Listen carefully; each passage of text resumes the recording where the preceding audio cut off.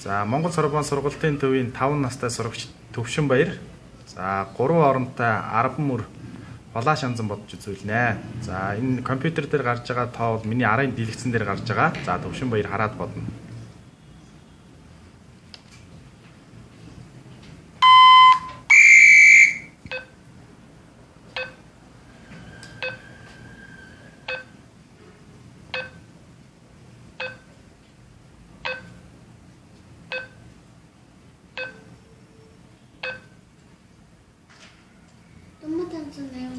Дөрвөн 583.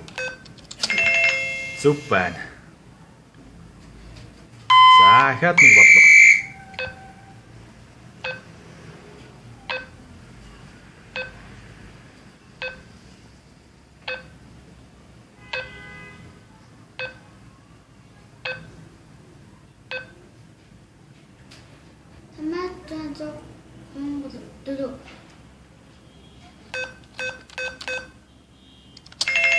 За зөв. Маш сайн. Хоёр бодлого хоёулангийн зөв бодлоо. За алга тушаараа өгдөө.